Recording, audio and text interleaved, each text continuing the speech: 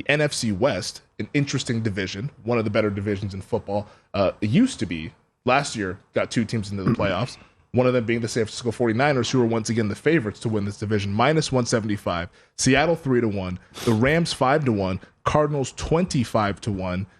Cardinals, I thought, made a pretty nice haul in terms of what they could do in the future, but it feels like this is a 2-team division. Yeah, it is. And, I mean, I think the 49ers got stronger. Like I said, I think the Moody pick gives them a really good kicker.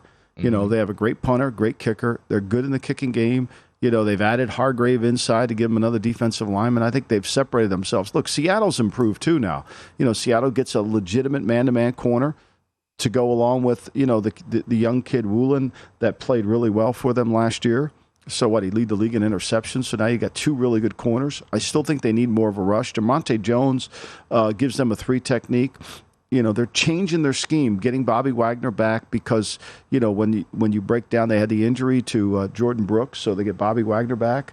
And I think, to me, it's going to come down to they still need one more rusher in Seattle.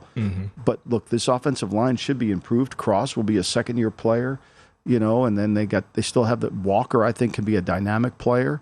Lucas is a second-year right tackle. He's going to be improved. And then getting Smith Njobi, is that how you say his name? Njigba. Yep. I always mess that up. Njigba as a slot receiver to go along with Lockett and Metcalf. This is pretty good. And Fant as a tight end. So, you know, I mean, look, Seattle's a good team. I think Seattle's gotten closer. I don't think the Rams, as we talk about them, I mean, the Rams are not a draft away from reconstructing this team. It's going to take some time, let's be honest. But they get a center, they get an offensive lineman who they needed badly, right? That's with their first pick out. All these rookies that the Rams pick are going to have to play. Yeah, especially that. They're going to have to play. Steve Avila, who I thought was a pretty good guard over at TCU, that was somebody I was hoping the Dallas Cowboys would be able to select. I mean, they finally got a backup quarterback. They picked your boy Stetson Bennett. I know you were happy about that. I got a text from you immediately after that happened. Yeah, 2-time national title winner Stetson Bennett there. An interesting selection because I think a lot of folks thought that he might be undrafted. Some thought 6th, 7th. There's a lot of stuff. I mean, yeah. I mean, look, he's older. He's had some off-the-field issues. You know, we want to talk about, you know, other guys. We talk about Jalen Carter's off the field. Stetson Bennett has had not to the dramatic effect of what's happened in that car accident, which when you understand what happened with Carter in that car accident, Carter really was helpful, not hurtful. But that being said, I think, to me, Bennett's had a lot of off-the-field issues that teams were really, really not comfortable with. I think it was really a surprise that the Rams picked him as early as they did. Yeah, so Stetson Bennett will go ahead and be the backup quarterback for the Los Angeles Rams. Look, I mean, the Rams, again, are all going to be predicated on, can they stay healthy? Can Matthew Stafford stay healthy? You know, are they going to be good enough to endure? How good are they on defense? Can they stop anybody? Can Raheem Morris play man-to-man and win? If you block Aaron Donald, who's getting to the passer?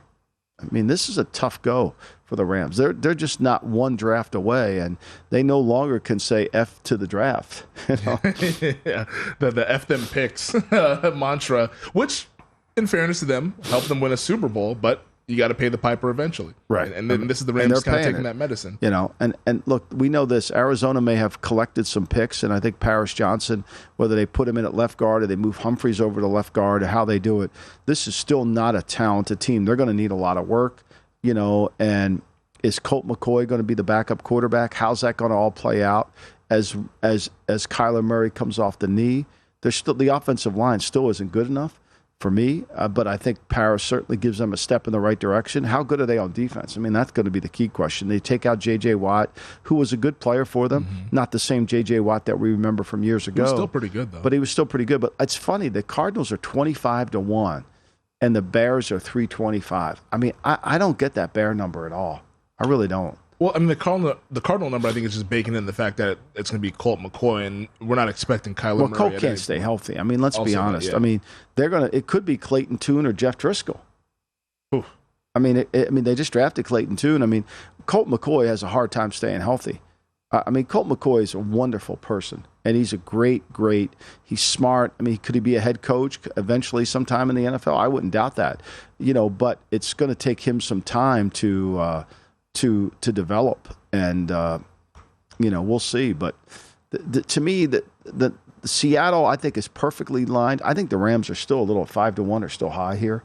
I just don't see it with the Rams. Yeah, I think if I had to make a bet, it'd be on the Seattle Seahawks. But they were earlier this offseason like 5-1 to win that division. So I think the market is starting to really get bullish on Seattle with all those rookies they had last year, taking that next step here in year 2 and getting I think better. Geno will still be good. They got good skill players. They do. And those 2 tackles are going to, it's funny. I read something today where, they said the Patriots did nothing to help Mac Jones. They drafted 3 offensive linemen in the 4th round. Like, that helps Mac Jones. Like, if they hit on 2 of those 3 offensive linemen that they drafted, just say 2 of those guys are really good starters for the team. You have a much better team. Oh my God, you got 4 years at a cheap contract. None of them much better. Joe Thuney was the 3rd round pick. They hit on him. Look how much money he got. That's what you have to do. People don't. They equate help with pass catchers. Exactly, which is absurd. It's like no, the quarterback. What kills quarterbacks is the fact that they get drilled every time they drop back. Which is going to kill Matthew Stafford. He's going to have a hard time protecting for poor Matthew Stafford, and he's not healthy all the time anyway. Go to VSiN.com/subscribe to become a VSiN Pro subscriber today.